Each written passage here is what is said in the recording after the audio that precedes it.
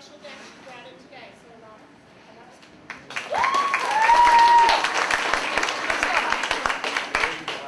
hello, my name is Alana Cortese, and my capstone project is Saving the Arts. Here I have Ms. Raylan Mercer, and she's the director of FSPA.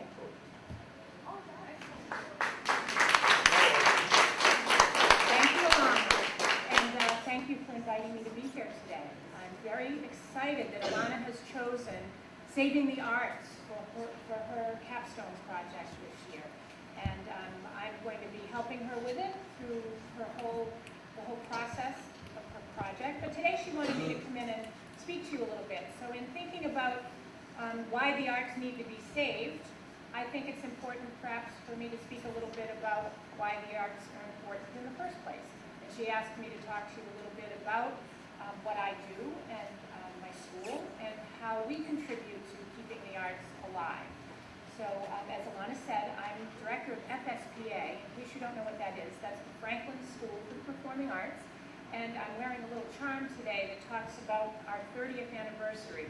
We've been in the center of town teaching music, dance, and drama for a really long time. And I have the very good fortune of having a job I love because every day I need to go into work and deal with young people, and I have the opportunity to do that through music, through theater, and through dance. I think that a lot of us are very used to these things. I think we spend a lot of our time with applause for these things, right? Yeah. I guess what I would want to do is talk to you about how these are wonderful things for getting information to one another. But perhaps they are not the most effective nor the most important way for us to learn how to communicate. And that's where the arts come in, and where the arts are an extraordinarily important thing for us to preserve. So before I talk a little bit about that, I'll tell you a little bit about the school. We are right uptown in Franklin, and when I got out of college, I was teaching piano here in Franklin, and I started directing shows with the high school and with some different community groups.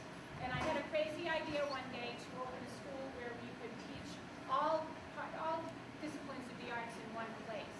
And that was a fall day in 1985, long ago, and way before your memories began. And we have had wonderful success being able to work with young people year after year after year, and giving them the opportunity to be involved in the arts and to do some exciting things. We're really happy this year. We have our first student who's on Broadway this year. I don't know if you've heard of the musical Matilda, but appearing in Matilda right now is an FSPA student by the name of Jack Mullen, who's been at our school for quite a few years. So that's a really big deal and a really exciting thing. I think one of my very dear friends is Adele Malou, who I know is a rock star and a charter. Yeah.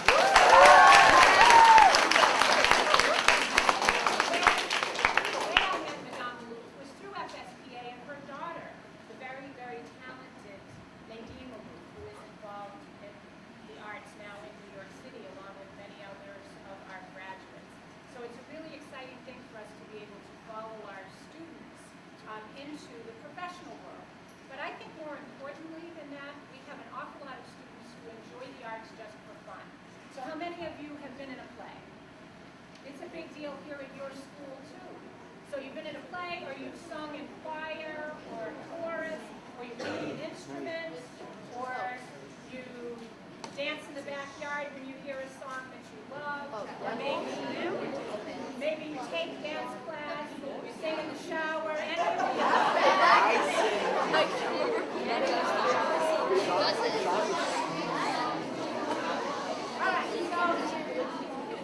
that takes me to the importance of all of these things in your lives, whether or not you are a member of an audience and learning how to be a good audience, or you're somebody that decides to learn how to sing, or learn how to dance, or be part of a theatrical production.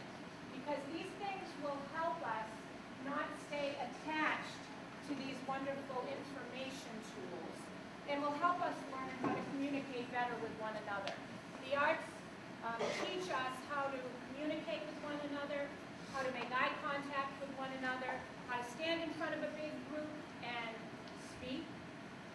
how to enjoy music, how to create something.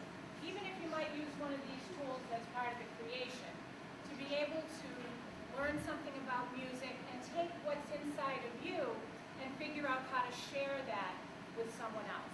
That's something that a machine can't do for you, but something that your involvement in the arts absolutely can. I think that in addition to communicating better, if you're involved in the performing arts, we learn a lot of other things that might be useful if you go on to be on stage, to be in a movie, or to be on Broadway, or to become a concert star. Sure, those skills are all very, very helpful and necessary if you're going to be a professional. But the other things that the arts help you with are important to you if you become a doctor, or a lawyer, or a teacher, absolutely any profession that you might choose. Having involvement in the arts is going to help you with your job. It will help you with your future, and I think it will help you become a better person. Because if we communicate with each other in creative and expressive ways, I think we become more effective at absolutely everything we do.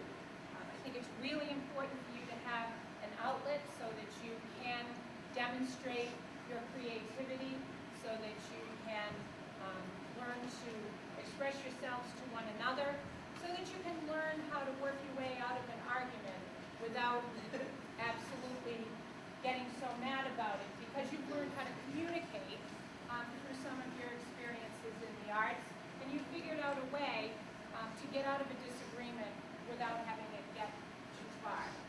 You can also have an enormous amount of fun. And I think when you look long-term, it's hard to look long-term when you're in the 4th, 5th, 6th, 7th, and 8th grade. However, out there is an opportunity for you to enjoy the things that you're learning now. And if you learn how to sing or dance or be in a show, even if it turns out not to be your professional life, it's something you can absolutely enjoy forever. You can be part of a community group that performs theater. You can be part of a choir that enjoys music your whole life. So I think that what Alana is trying to do is make sure that we all keep the arts in our lives in some way. And I think you can do it right here at your own school, for sure, because you have so many great programs right here at the charter school. You can come uptown and visit us at FSPA and come see the kinds of things that you can do after school or in the summertime or on the weekends, because we offer an opportunity for you to explore the arts in a bigger way and beyond your regular school hours. So I absolutely invite you to come visit us and see what's going on. Alana mentioned to me very briefly, too, that she's trying to make sure that everybody recognizes that the arts are cool. So apparently, you guys decide among one another and with each other what's cool and what isn't. I guess I'd advise you to perhaps allow everybody to decide what's cool for himself, what's cool for herself, and absolutely respect what everyone would like to do. So I think sports, that's easy. I think everybody gets the cool factor if you play sports, but that's just because that's been the norm for a while. So it takes students like Alana, and I hope many of you with your arts exposure here at the charter school, to make sure to stand up for the arts and make sure that everyone around you knows that the arts are cool. One of the things that is happening for us in the next little while is that we have a show on Saturday night that's a Bon Voyage show for a group called Electric Youth. Anybody seen Electric Youth? We do concerts on the Common too quite often in the summertime. But these are students who, some of them also play lacrosse and soccer and do other things at school. They're really, really smart. But they also spend the rest of their hours, every waking hour they can find, singing and dancing and learning how to present themselves on stage. This was a group that Madame Malouf's daughter Nadine was in. We're getting ready to leave on a concert tour, like a rock concert tour. We have a tour bus that's going to pick us up at the Paris airport next Friday morning. We have an 8-piece band that's going out with us. We have a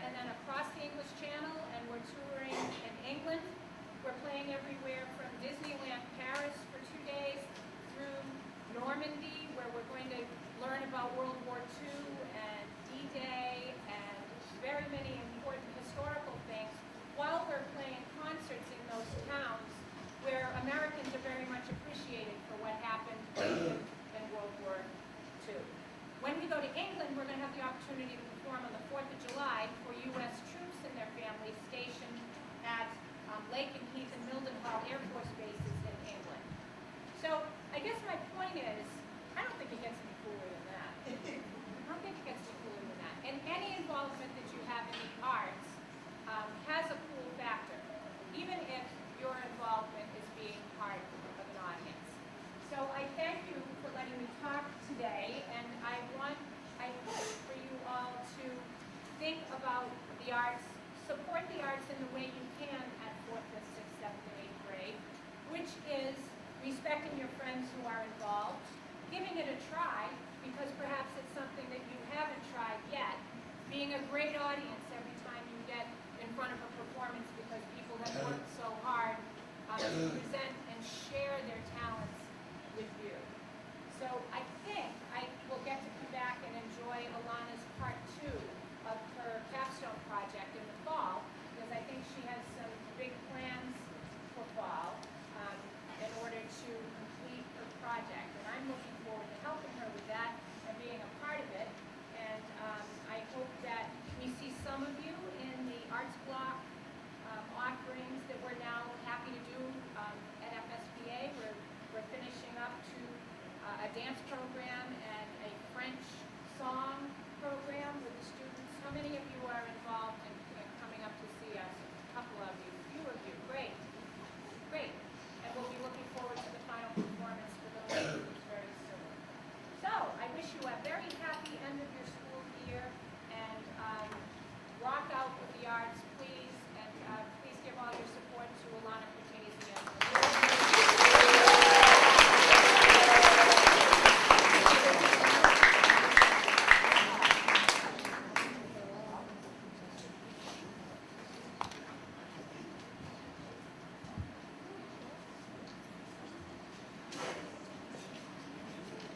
Alana reminded me I might not want to leave without this.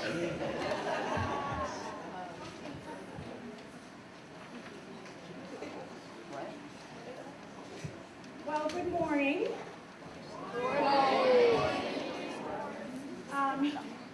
So the 6th grade has been working really hard on their balloon cars. You 7th grade remember that, right? Hopefully. I know a lot of 8th graders came in my classroom this week and said, balloon cars, I remember doing that. So hopefully you'll enjoy, the 7th grade will enjoy the little flashback of the things that they learned when they did their balloon cars. And the 4th grade is going to get a preview of some stuff that they may do in 6th grade this year. So I'm going to turn the show over to my co-producer, Adriana, and her assistant, Lauren, and they're going to get us started.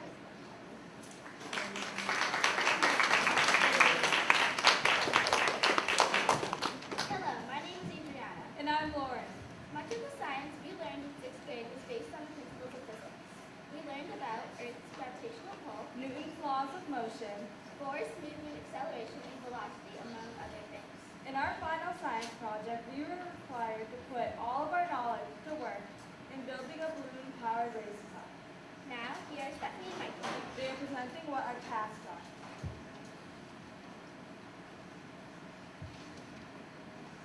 Our task. We needed to complete a race car that was powered by air from the balloon. The balloon race car had to consist of all recyclable materials. For this project, we could either work with a partner or by ourselves. The target for the car release was 3 meters. Now, here's Nikhil presenting the rules in presenting the car. The rules of making our balloon cars were reasonable, but made the project very challenging at times. One of our rules was that you only had 2 balloons, and if you caught both of them, you would be disqualified. Another one of the rules was that you couldn't work on the car at home, only at school. Also, the car could be made only of recycled materials. And here's Kevin and Daniel with the science behind it all.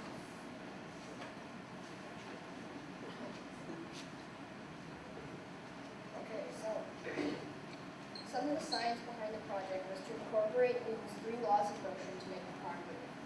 Newton's 3rd law especially. A common use of moving the car was to pressure the air against the ground. Next up we have Magni and Bella with challenges.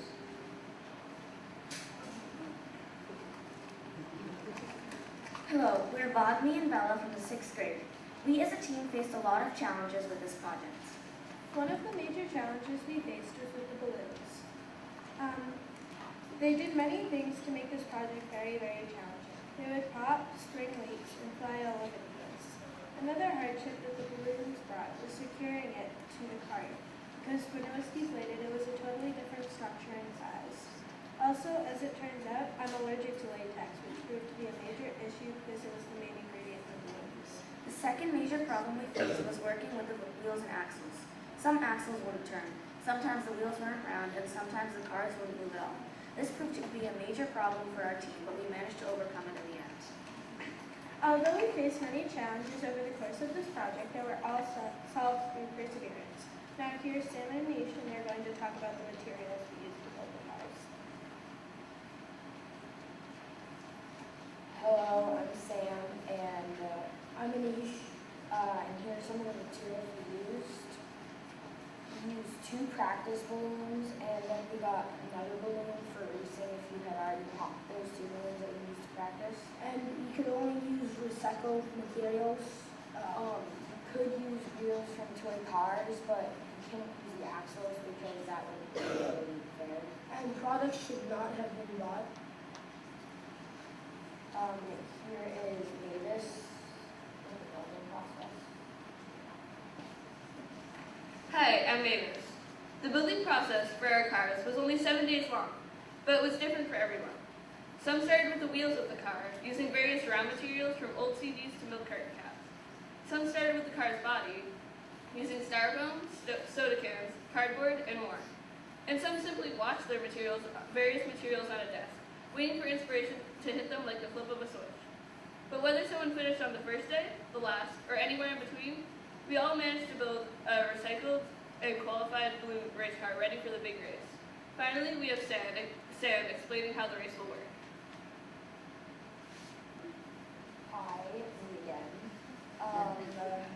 So today many students will be participating in the 8th annual balloon car race.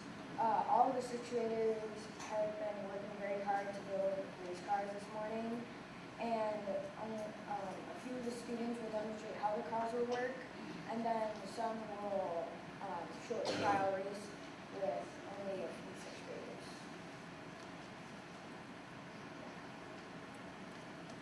Now we will have some people explaining how they build their cars. First, we'll have Sahil.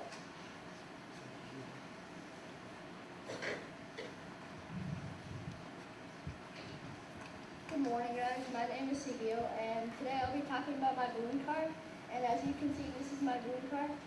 And so my first step was to find a base, and my classmate Tanner showed me a base, and he said you can use it.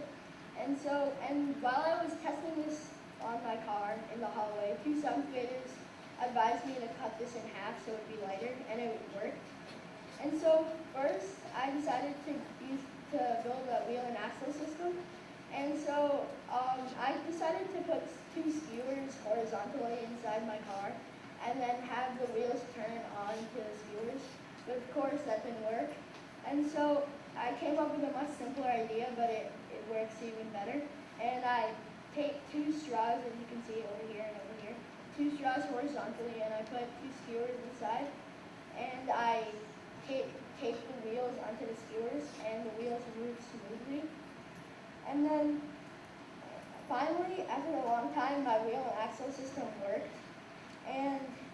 But next, I had another challenge. I have to try to put the balloon onto my car, but my balloon, it was my first one. It popped because I experimented with like 6, 7 straws, and I decided on this one, which is big, so it would go faster.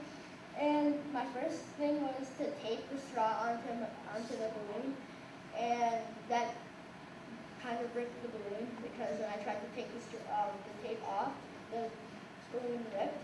And so I was given another balloon, but that one was defective like before I even used it. So thanks to Mrs. Ward, I was allowed to get a replacement. And then finally, my car went good. It ran smoothly, but the only problem was it's not going straight, and I was really mad about that because even though it was going well, the car was tilting and turning to one direction or the other. And I couldn't figure out what was happening. But then one of my classmates, Anish, she helped me and said that when I blew up the balloon would turn to one side. And so when it would deflate at some point, it would turn to that exact side. And so I adjusted my straw and I made sure that the balloon was straight, so the car would go straight. And now my car goes up to 8 meters.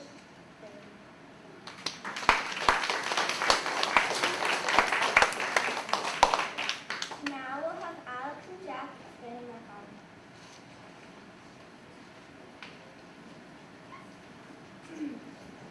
So for the project that we started, the whole 6th grade made the balloon cars. And when we first started our car, it was made from an ice bottle and a couple of straws that I pushed through the bottom.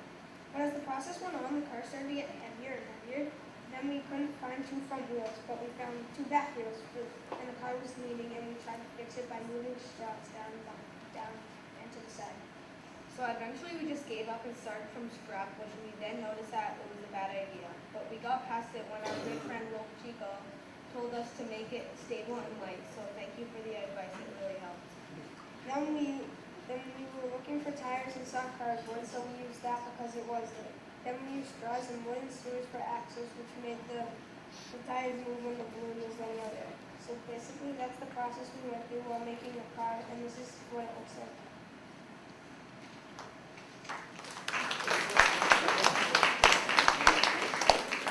Now Robbie and Jack Vasily will come up to explain their car. Hello, this is our car. To build it, we started off with just a Coca-Cola bottle base. Then we added 2 straws for a place for the axle to run through. After that, we took some wooden skewers and we used those for axles. And we used Gatorade bottle caps for the back wheels and regular bottled water caps for the back wheels. We tried many methods for putting the balloon on the car. For example, we tried putting a straw in it and taping it closed, but that didn't work. In the end, we just taped it to the car. Along the way, we discovered a lot of challenges, one of which was trying to get the right design for the car.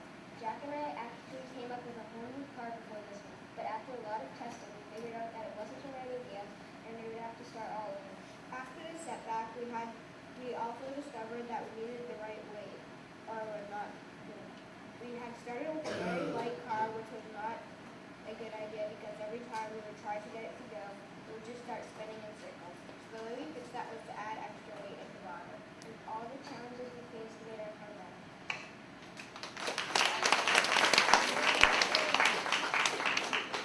Now Viva and Sandra will come up. Hi, I'm Sanjana. And I'm Viva. So here's our car. So for the body, we decided to use a lightweight material, and the thought that came to our mind was styrofoam.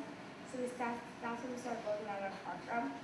And we wanted to go with more of a tractor look, so that means the front wheels would be smaller than the back wheels. So for the back wheels, we use empty duct tape rolls, and for the front wheels, we use balloons.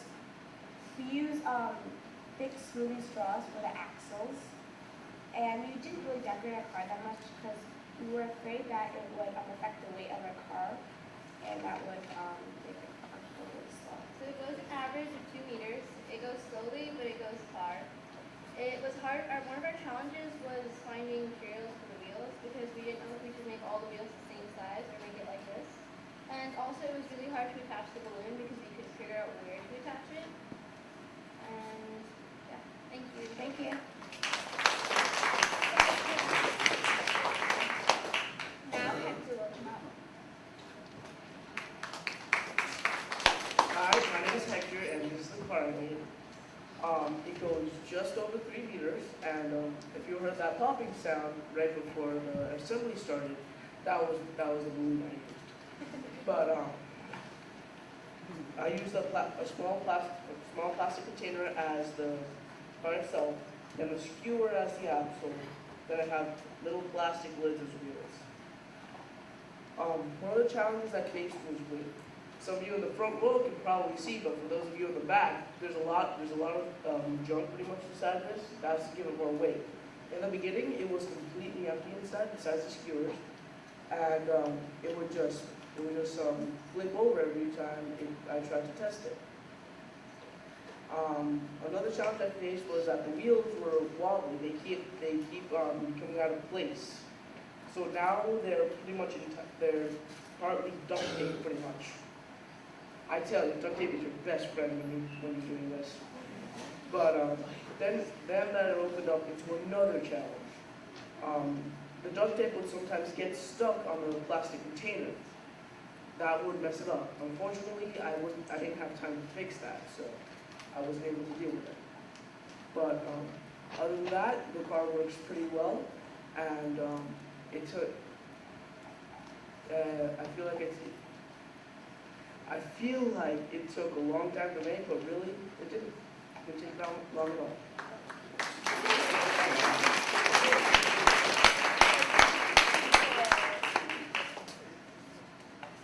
Hi, my name is Amida, And I'm Kashish. and this is our car for the race car hobby. For this car, we used a small box for the body, 4 bottle caps for the wheels, a balloon for the engine or power, 2 skewers for the axles, and 2 straws for the axle holders. One of the challenges we faced was finding the correct wheels that would make our car move. We got our idea because we wanted a car that is small and lightweight, so a small box is a good idea for the body. We wanted wheels that were the same size, so bottle caps were a good choice. At first we made another car, but it didn't move, so we scrapped it and made this one. We decided to use only a little bit of decoration to decorate our car, since we only make the car more heavy. And our car goes about 2 or 1.5 meters.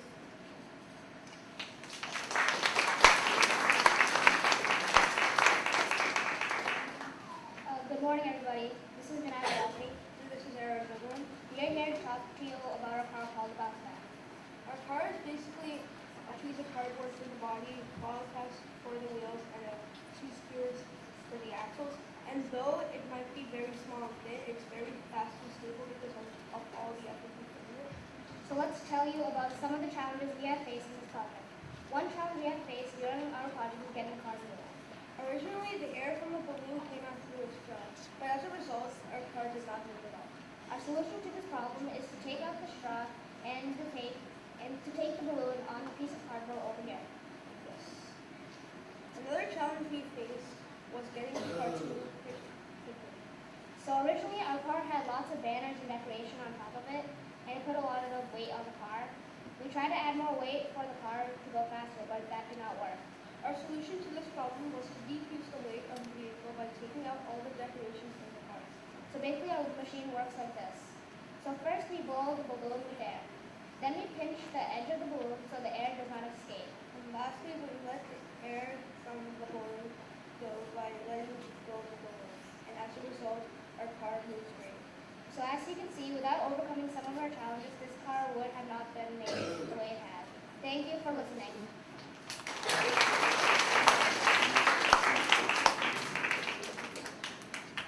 Hi, I'm Joey. And I'm Sean. And this is the car that we made. So our first challenge was that our original design didn't work at all, like most of the class. We had to rebuild. Our second problem was that making a new car from scratch is hard. But we made a working car and made it look nice in a good amount of time. So our car is pretty much a piece of cardboard with 2 indents cut out to make it lighter. We have straws going through it to hold the axles in place and skewers with pool noodles as our wheels. Our balloon is attached to the top hole of a water bottle. Then we put a straw in it to release a little air at a time. The straw is wrapped with tape, that way it creates an airtight seal when it's put inside the water bottle.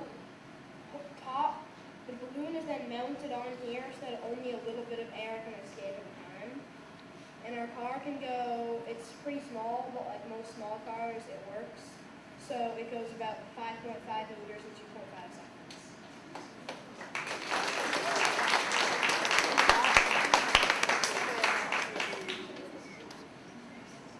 The 6th grade has been working very hard on their cars. Today we will demonstrate how the race will happen. Ritesh, Niraj, Josh, Aaron, Sahil, Evan, Connor, Ben, and Aiden will be racing against each other. Hope you enjoy. For our first race, we'll have Ben and Aiden versus Evan and Connor.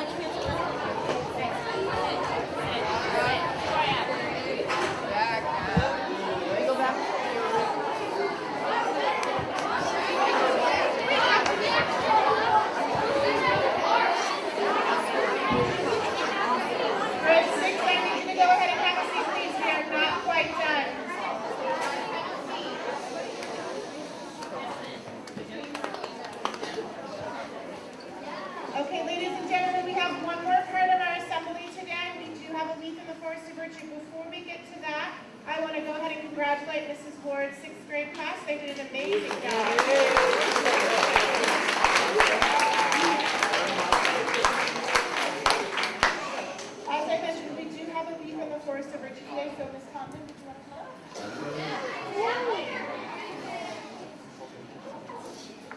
sixth graders, that was very, very cool. Thank you for a wonderful assembly. I'm sure the fourth graders are all already have plans in their minds about what they're going to do. So thank you, Mrs. Ward and sixth grade class.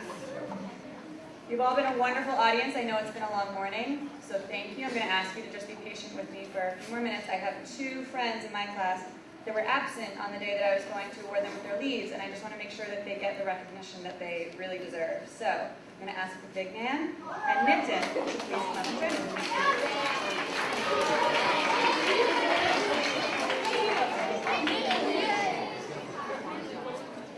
All right, so first we have Big Man. And Big Man is being awarded with this leaf in the Force of Virtue for demonstrating fortitude. In my class, we talk a lot about growth mindset. It is the idea that anyone can better themselves, either academically or otherwise, through hard work and dedication. And Big Man is a perfect example of this mindset. While others may say, oh, I'm just no good at this, or I can't do that, Big Man works hard and challenges himself to learn more and better himself. He is always eager to take on new challenges and will persist until he succeeds. He is also more than happy to share his knowledge with others.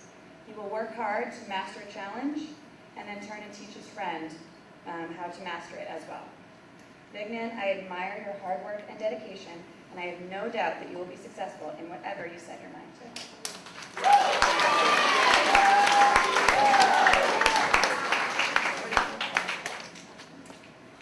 And we also have my friend Nitin. Nitin is being awarded with this leaf in the Force of Virtue for demonstrating justice. Nitin truly is a friend to everyone. He consistently treats others with respect, kindness, and compassion. As a teacher, Nitin is a dream student to have because he works cooperatively with everyone. He is patient with others and will compromise if need be, but is always helpful and determined to accomplish whatever task he is given. His optimistic and easygoing attitude is such a wonderful contribution to our classroom, and I will most certainly miss him next year. Nitin, your kindness is a wonderful quality, and it certainly makes our school a better place. Thank you, everyone. All right, ladies and gentlemen, that concludes our assembly today. Can we have one more round of applause for Mrs. Ward and Mrs. Taylor?